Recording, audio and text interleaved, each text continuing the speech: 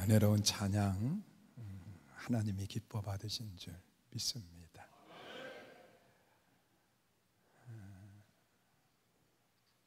오늘 함께 나눌 말씀은요, 밤이 깊어야 아침이 옵니다.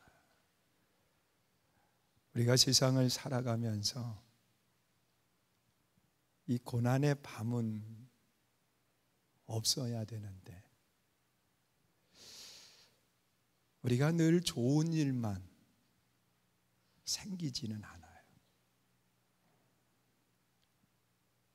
이런 날은 없었으면 좋겠는데 그런 날이 우리에게 찾아온다는 거예요.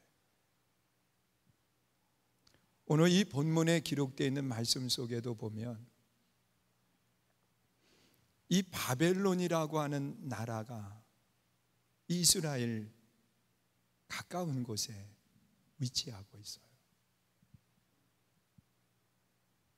그러면서 그 나라가 수리아를 정복을 하게 되고요, 이스라엘을 계속 호시탐탐 넘보는 거예요. 그러면서 괴롭게 해요. 힘들게 해요. 그러니까 그 백성들이 이사야 선지자를 찾아와서 이야기하는 겁니다. 이 밤이 언제쯤 지나가고 아침이 오겠습니까? 아니, 지금 아침이 어디쯤 와 있느냐고 묻는 거예요. 너무 고통스러우니까, 너무 힘드니까. 여러분, 육체의 질병으로 인해서 그 고통하시는 분들이 때로 그런 이야기를 해요. 어떻게 하면 죽을 수 있느냐고. 너무 견딜 수 없는 고통 속에서 아파하면서요, 어떻게 하면 죽을 수 있느냐고 그걸 묻는 그런 분들도 계세요. 힘들기 때문에. 이 이스라엘 백성들이 바로 그런 모습이었어요. 어떻게, 언제쯤 지금 이 고난의 밤이 지나가고 아침이 어디쯤 와 있느냐는 거예요.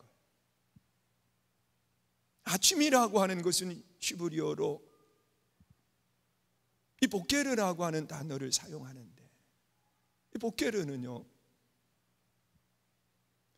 어두움이 와해가 되고 그 구름 속에서 빛이 비치는 것을 말하고 있어요.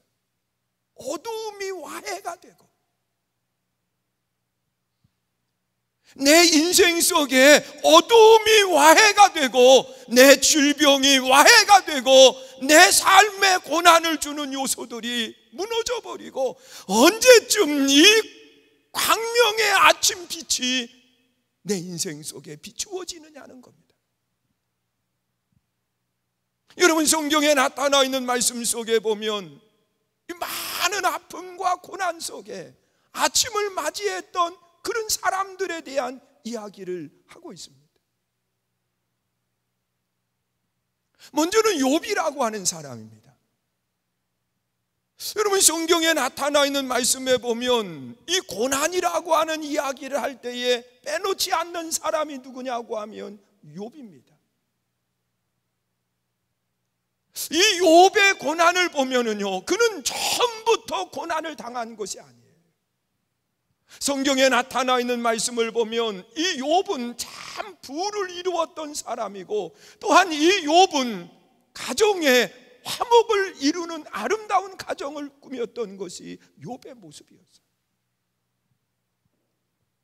또한 이 욥은 이 주변에도 좋은 사람들이 많이 있었어요. 그 정말 마음을 나눌 수 있는 친구들이 욥에게 있었어요. 그런데 어느 날 이 아침이 무너지기 시작을 한 거예요. 광명이 무너지기 시작을 했어요.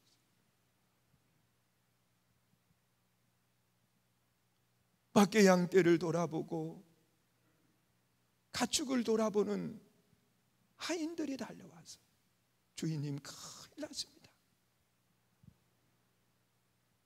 우리들이 양떼와 소떼와 이런 것들을 돌보고 있는데 사람들이 다 빼앗아 가고 그리고 나만 홀로 살아남았습니다. 그러면서 와서 보고를 하는데 모든 재산들이 다 없어져 버린 거예요. 이것까지도 견딜 수 있었는데 또 한 사람이 달려오더니 주인이 큰났습니다. 주인님의 자녀들이 한 곳에 모여서 잔치를 벌였는데 그 바람이 불어와서 내 기둥을 치고 그리고 그 집이 폭삭 무너져 버렸다는 거예요. 그래서 아무도 살지 못하고 모든 자녀들이 다 죽음을 당했다. 그러면서 이 욥의 몸속에는 이 병이 들어가지고서는 겉으로 진물이 흐르기 시작을 하는데 견딜 수 없어가지고서 규화장을 가지고 흐르는 진물을 닦아내고 그리고 그걸 가지고 긁는 거예요. 그래도 그 아픔과 고통이 사라지지를 않아. 사랑하는 아내는 와서 하는 이야기가 하나님을 원망하고 하나님을 저주하고 죽으라는 거예요. 당신 이 고난과 어려운 일들이 하나님이 벌하시는 거니까 하나님을 저주하고 죽으라는 거예요. 그러면서 아내마저도 떠나가요. 함께 마음을 나눴던 친구들이 찾아와서 하는 이야기가 네가 죄가 없다고 하면 이런 일이 생길 수 있느냐? 분명히 네가 하나님 앞에 범죄한 것이 있다고 하면서 이 고난당하는 욥의 마음을 아프게 하는 거예요. 그러면서 다 떠나가. 여러분, 이런 일들이 여러분들에게 생긴다고 하면 과연 여러분들은 어떻게 그 고난을 대처할 수 있습니까? 아마 내게 그 고난이 닥친다고 하면 내 자신도 견딜 수 없어 할 거예요. 그 고난 속에 하나님 차라리 내 생명을 거두어 달라고 그러면서 이 고난이 끝이 아니라 계속 이어지는 고난으로 생각을 할 거예요. 그런데 욥은 이 고난을 이기고 광명의 빛을 그에게 비추게 한 아주 결정적인 아름다운 모습이 성경에 기록되어 있어요. 욥기 1장 21절에 보면 욥은 그런 고백을 해요. 우리 한번 보세요. 읽습니다. 시작. 이르되 내가 모태에서 알몸으로 나왔은즉 또한 알몸이 그리로 돌아올지라. 주신 이도 여호와 거두신 이도 여호와 여호와의 이름이 찬송을 받으실지어다. 여러분, 우리 한번 생각해 보세요. 내가 하나님께 나올 때에 하나님이 이 땅에 나를 보내실 때에 알몸으로 왔다는 거예요. 그리고 알몸으로 하나님께 간다는 거예요. 아무것도 우리는 세상 속에서 가지고 갈 수 있는 게 없어요.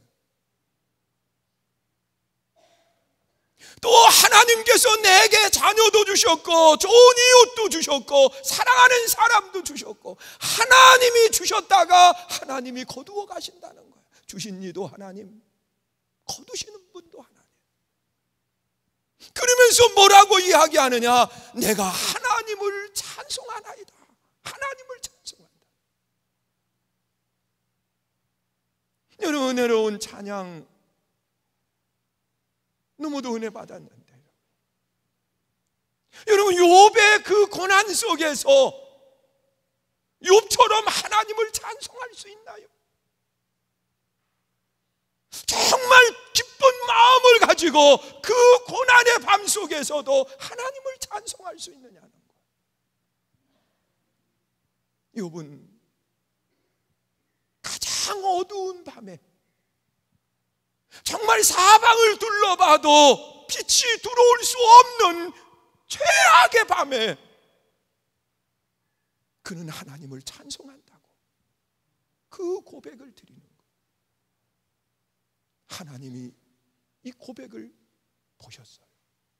들으셨어요. 그리고 하나님이 욥에게 다시 광명의 빛을 비추어 주시는데, 어두움이 화해가 되고 광명의 빛을 비추어 주시는데, 욥기서에 보면 욥은 이전보다 갑절로 하나님이 복을 주셨다고 고백하고 있어요. 지난날에 누렸던 것보다 하나님이 갑절로 채우시는 은혜로 허락해 주셨다. 사랑하는 성도 여러분, 이 욥의 고난 속에 하나님을 찬양함으로 하나님께서 그에게 어두움을 화해시켜 주시고 광명의 아침을 맞게 하신 것처럼 우리 모두가 그 복이 있기를 주의 이름으로 축원합니다. 또한 성경에 나타나 있는 말씀을 보면 이 최악의 고난 속에서 광명의 아침을 맞이한 한 분이 또 계십니다. 그분이 누구냐? 예수 그리스도십니다. 여러분, 예수님께서는요, 이 공생애를 시작하면서부터 그는 능력 가운데 시작을 했어요. 잔치집에서 포도주가 떨어졌을 때 예수님은 물을 가지고 포도주로 만들어서 그들을 기쁘게 했어요.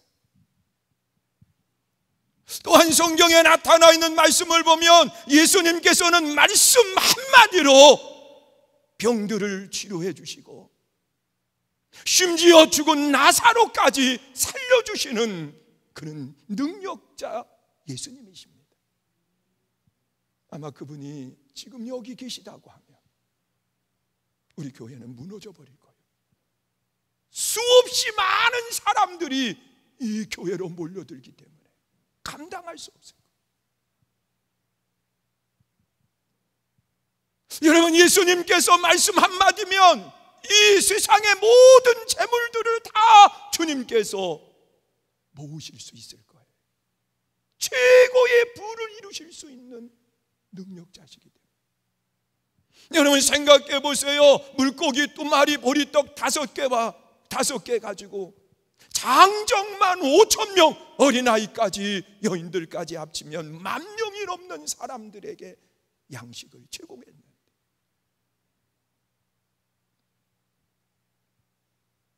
이런 능력자 예수님께서 맡겨진 사명을 감당하기 위해서 어디로 가느냐고 하면 사방이 다 막혀버린 어둠으로 나가시는 거예요. 사명을 감당하기 위해서. 여러분, 예수님이 마지막 겟세마네 동산에서 밤을 새워서 기도하시면서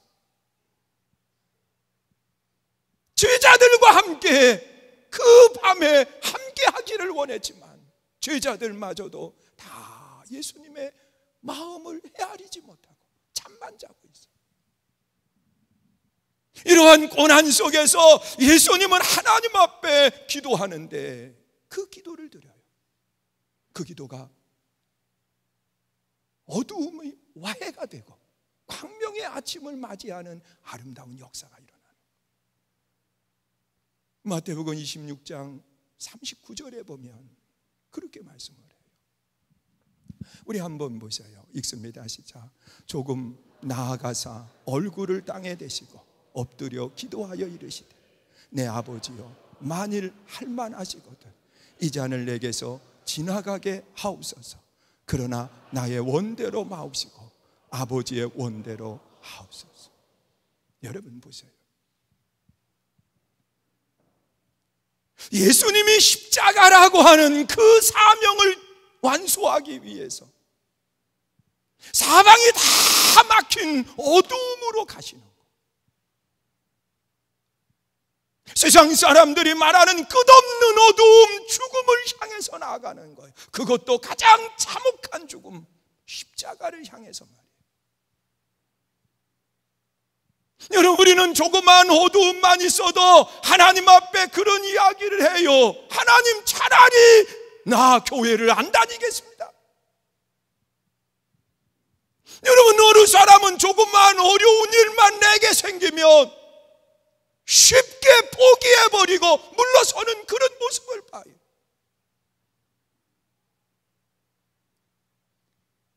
내 사명의 짐이 너무 무겁다고 고통하면서 울부짖는 모습들 말이에요. 물론 여기 계신 분들은 안 그러시겠지만, 교회 와서 조금 힘든 일 시키면 이 교회 아니면 내가 다닐 교회가 없는 줄 아네요. 그러면서 나가버리는 그런 분들도 계시잖아요. 여러분, 사명을 감당하기 위해서 때로 내 삶의 고난과 어려운 일들이 찾아올 때 그 고난의 문제에 밤을 와해시키고 찬란한 광명의 아침을 어떻게 하면 맞이할 수 있을까? 예수님은 그 고백을 하는 거예요. 내가 원하는 것은 고난이 아닙니다. 할 수만 있거든 하나님 이 잔을 내게서 떠나가게 해주세요. 할 수만 있거든.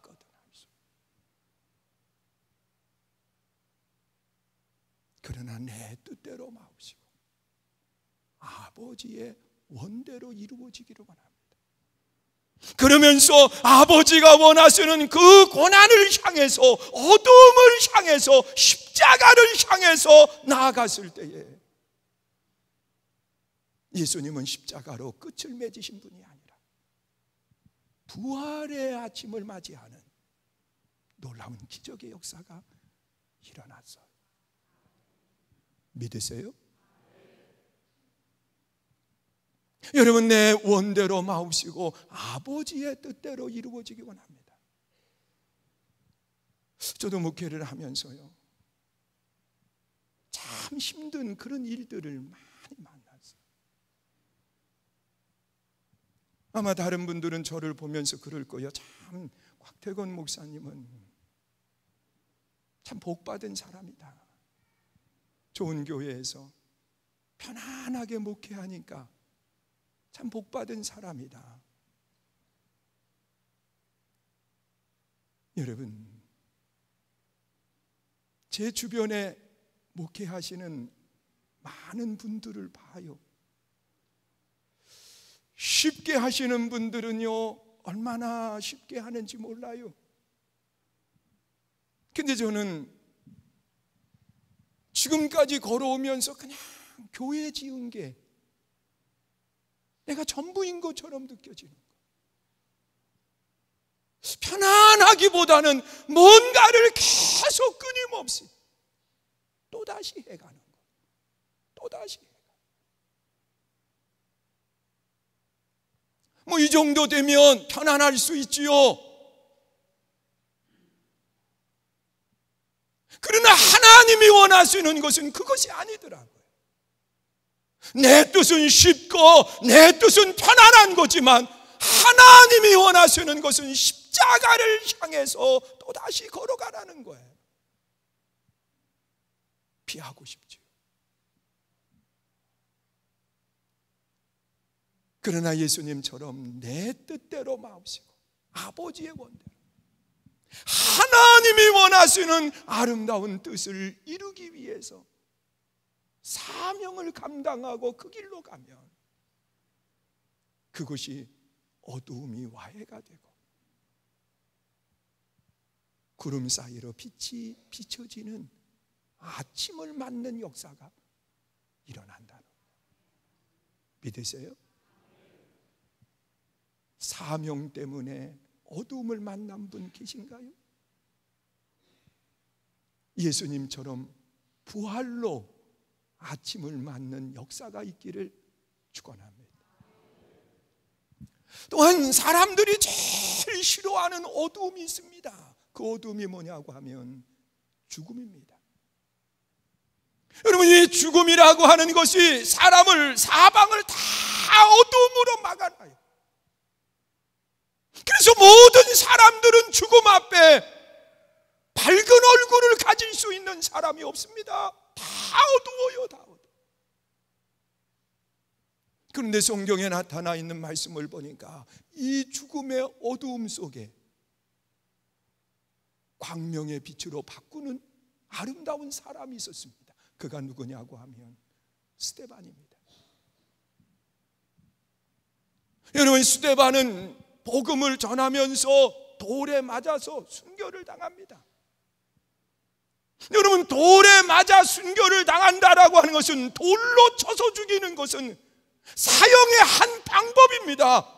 다른 말로 표현한다고 하면 스데반은 복음을 전하다가 지금 사형을 당하는 거예요. 예수님은 십자가에 달려 사형을 당하셨지만 스데반은 복음을 전하다가 돌에 맞는 그 사형을 당하는 겁니다. 얼마나 힘들겠어요. 그냥 나 이거 안 하면 되지 않느냐고, 복음 전하는 거 나 안 하면 되지 않느냐고 그러면서 포기하면 되는 거예요. 근데 이 죽음의 고난 앞에서 스데반은 어떻게 했느냐? 그 고난을 광명으로 바꾸는, 그 어두움을 와해시키고 그 구름 속에 아침의 빛이 비추어지게 하는 놀라운 역사를 이루었어요. 여러분, 사도행전 7장 55절 이하에 보면 그렇게 말씀을 해요. 우리 한번 또 보세요. 읽습니다. 시작.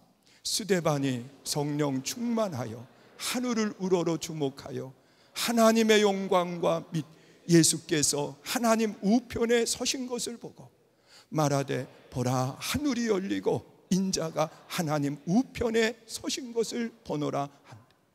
여러분, 죽음 앞에서도요,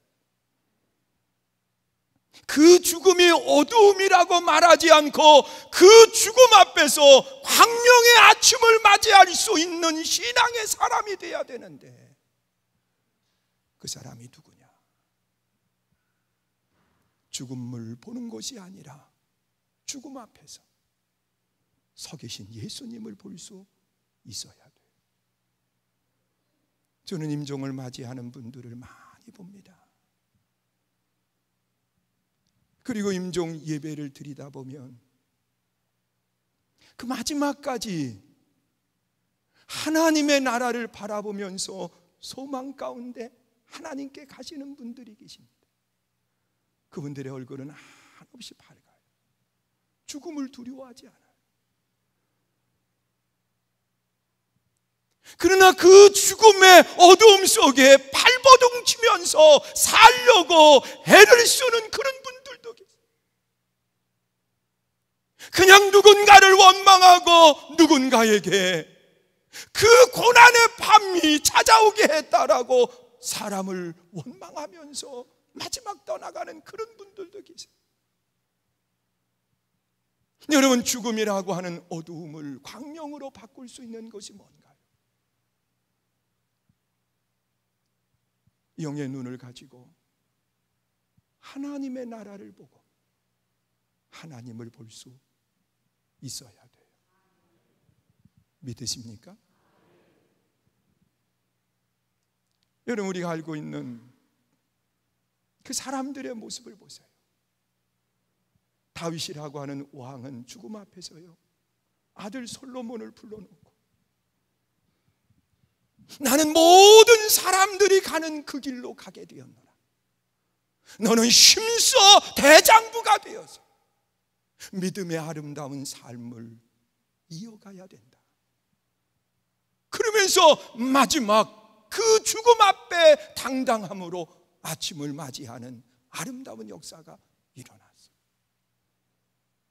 오늘 여러분들의 입술의 고백이 그 고백이 될 수 있기를 주의 이름으로 축원합니다.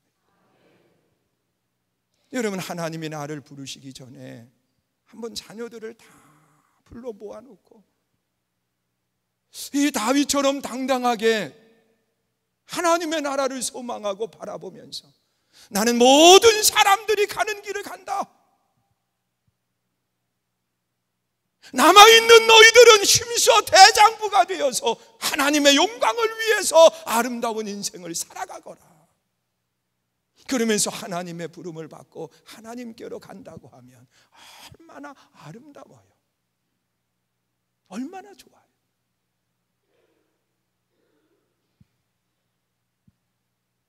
여러분, 인생은 한 번은 왔다가 다 가야 돼요. 그런데 그 죽음 앞에서 우리가 광명의 아침을 맞이할 수 있는 사람이 돼야 돼요. 여러분, 예수님은 그렇게 말씀하셨어요. 요한복음 14장 1절 이하에 보니까 너희는 마음에 근심하지 말아라. 그리고 하나님을 믿으니 또 나를 믿거라. 내가 먼저 가서 너희를 위해서 거처를 예비할 테니까 거처를 예비하고 나면 내가 다시 와서 너희를 나 있는 곳으로 데려가겠다. 그러면서 나는 길이요 진리요 생명이다.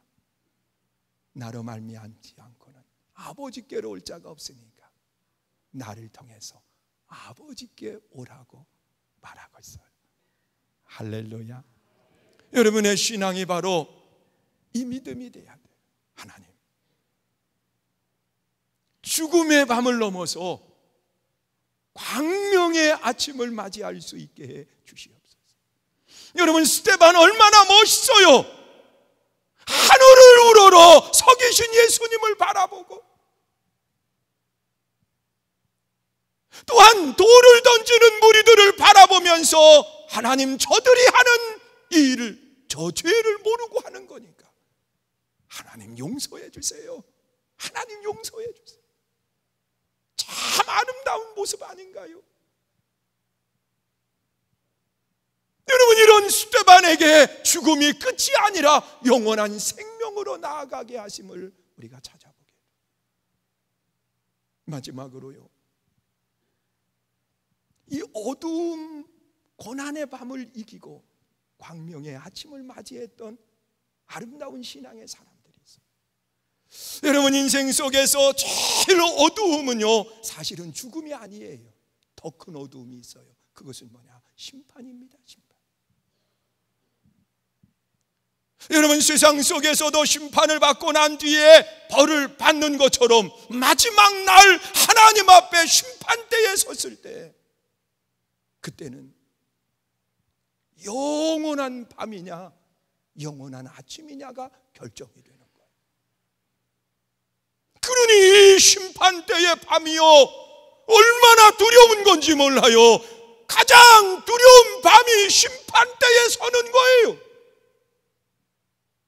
나는 여러분들이 그 심판대에 서지 않기를 주의 이름으로 축원합니다. 여러분, 성경에 나타나 있는 말씀을 보면 분명히 심판대에 서는 사람이 있는가 하면 심판대에 서지 않는 사람이 있습니다. 안 서는 사람이 있습니다.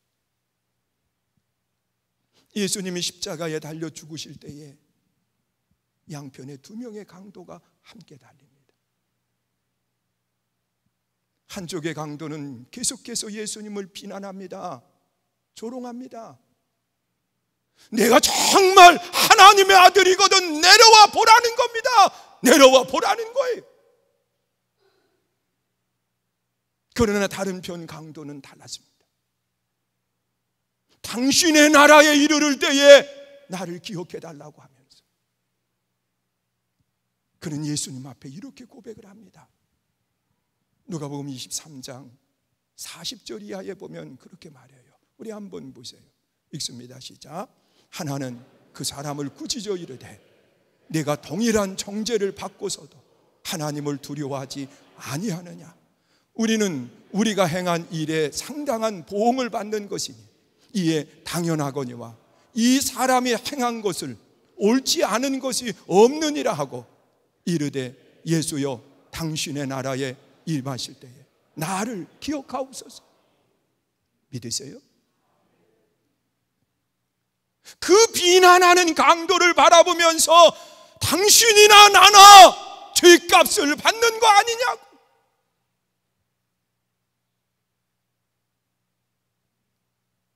우리가 행한 것 때문에 그에 대한 상당한 보응을 받는 것 아니냐.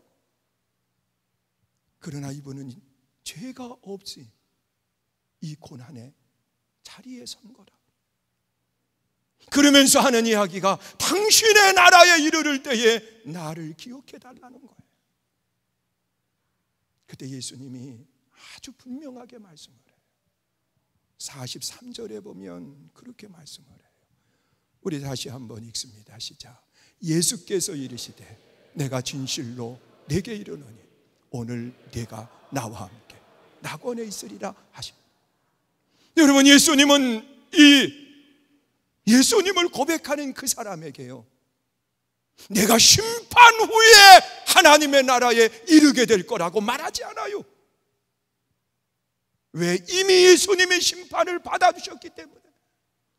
여러분, 세상 속에서의 죄에 대한 판결은 세상에서 받지만 하나님의 영원한 나라의 심판은요, 이미 예수님께서 빌라도 법정에서 다 당해주신 거예요. 그래서 그는 그 고백을 하는 거예요. 오늘 내가 나와 함께 낙원에 있을 거다. 천국에 있을 거다. 그러나 예수님을 끝까지 비방하고 조롱했던 그는 마지막 심판을 받고 영원한 형벌 가운데 고통할 수밖에 없다는 거예요. 여러분, 누가복음 16장에 보세요. 부자와 나사로에 대한 이야기 가운데에 이 부자는 영원한 형벌 가운데서 어두움의 밤을 맞이하고 그 밤은 사라지지 않는 밤입니다. 영원한 밤이에요. 내 혀에 물 한 방울만 떨어져 달라고 해도 그 은혜가 없는 고난의 밤입니다. 그러나 부자의 그 나사로의 모습은 어떻습니까? 아브라함의 품에서 광명의 아침을 맞이하는 아름다운 모습을 찾아보게 됩니다. 사랑하는 성도 여러분, 우리가 세상을 살아가면서 어두움의 밤이 없어야 되지만 욥처럼 알 수 없는 고난의 밤을 맞이할 때 있습니다. 예수님처럼 사명 때문에 어두움의 밤을 맞이할 때 있습니다. 여러분, 스데반처럼 마지막 죽음 앞에서 어두움의 밤을 맞이할 수도 있습니다. 두 명의 강도처럼 심판대 앞에서 어두움의 밤을 맞이할 수도 있습니다. 이 어둠 속에서 우리는 어떻게 해야 될까요? 어떤 신앙의 자세를 가지고 있어야 돼요? 미국 텍사스주의 한 대학에서 있었던 이야기예요.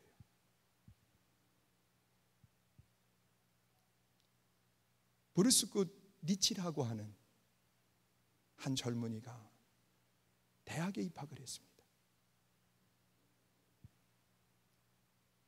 근데 그 대학에는 동아리들이 많이 있는데 남자들이 선호하는 동아리가 있었다는 거예요. 그래서 그 동아리에 들어가서 거기에서 함께 MT를 갔는데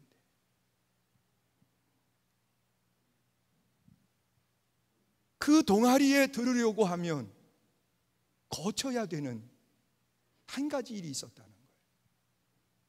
그는 선배들도 다 한 일이기 때문에 그 브루스라고 하는 그 청년을 새벽에 깨워가지고서는 그냥 뛰게 만드는 거예요. 얼만큼 뛰어야 되는지도 모르고 그 새벽에 깨워가지고 그를 뛰게 한 거예요. 그가 달리다가 그만 자리에서 그 자리에서 넘어졌어요. 그래서 일어나지를 못하는 거예요. 그런데 그 선배들이 다시 그를 일으켜 세워가지고서 또다시 달리게 했어요. 그가 비척이며 달리다가 그만 넘어졌는데 그 자리에서 그가 죽고 만 거예요. 그 아버지는 아들이 하나밖에 없는 외아들이에요. 대학에 들어가서 그 아들을 잃어버렸어요.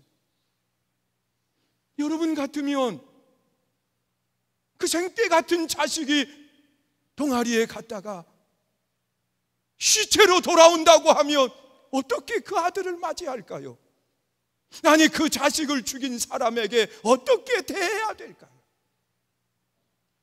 분을 참지 못해가지고요, 세상적인 방법을 가지고 그를 얼마든지 할 수 있어요. 그런데 그 아버지는 신앙인이었어요. 신실한 믿음을 가진 사람이었어요. 그 아버지가 대학에 편지를 썼어요. 그 편지의 내용이 이런 내용인 거예요. 저는 이 편지를 통해 저의 가정에 많은 위로의 메시지를 보내주신 모든 분들에게 진심으로 감사를 드립니다. 제 아들이 대학 캠퍼스에 있었던 시간은 짧았지만 그가 그리스도인으로 복음을 전할 수 있었다는 사실에 나는 기뻐합니다. 저와 저희 가정은 대학교의 선배들을 원망하지 않는다는 것을 알아주시기를 바랍니다. 제 아들이 이 세상을 떠난 그날 하나님께로 돌아가는 것이 하나님의 계획하심 속에 있었으며 이제 그는 천국에서 영원토록 행복한 날들을 보게 될 것을 믿습니다. 만일 누군가가 왜 이 고통을 하나님께서 주시는가 묻는다면 이렇게 답할 수 있을 겁니다. 제 아들의 죽음을 통해 많은 사람들이 그들 또한 이 세상에서의 삶이 마감될 때 어디에서 영원히 보내게 될 것인지를 심각하게 생각해 보게 하기 위함일 것입니다. 여러분, 그 아버지는요, 누구도 원망하지 않는다 그랬어요. 하나님이 내 아들을 그 시간에 부르기 위해서, 하나님이 내 아들을 그 시간까지 이 땅에 살게 하기 위해서 하나님이 보내셨고, 그리고 그 시간에 그 일을 통해서 하나님이 부르신 거라는 거예요. 그러니 나는 누구도 원망하지 않고, 사람들이 왜 이 고난이 내게 찾아왔느냐고 묻는다고 하면 내 아들이 죽은 것처럼 모든 사람이 죽는다고 하는 사실을 알게 하기 위해서 이 고난의 밤이 내게 왔다고 말하고 있어요. 여러분, 복음이 뭔가요? 여러분, 믿음이 뭔가요? 이 땅의 삶이 끝이 아니라 영원한 하나님의 나라가 있음을 우리는 믿어요. 그러면 고난의 밤 속에, 마지막 가장 참혹한 고난의 밤에 우리는 그 밤에 광명의 아침을 맞이해야 되는데, 하나님의 영원한 천국에 이르러 기쁨을 누려야 되는데, 그 믿음이 어떤 믿음인가요? 우리는 하나님의 심판을 믿고 이 땅에서 예수 그리스도를 고백하고 그분을 여러분 중심에 진심으로 모셔야 돼요. 여러분 중심에 예수 그리스도가 계신가요? 다시 한번 물을게요. 여러분 중심에 예수 그리스도가 계시는가요? 여러분이 마지막 심판 때에 서지 않는다고 하는 사실도 여러분 믿으시나요? 우리 주님은 분명하게 말씀을 해요. 우리는 이미 구원받은 백성이라고 말이에요.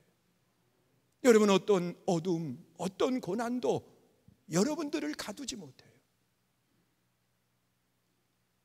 모든 어두움이 와야 되고 구름 사이로 빛이 비추어지는 아침이 오는 것처럼 오늘 여러분의 삶의 이복이 있기를 주의 이름으로 축원합니다.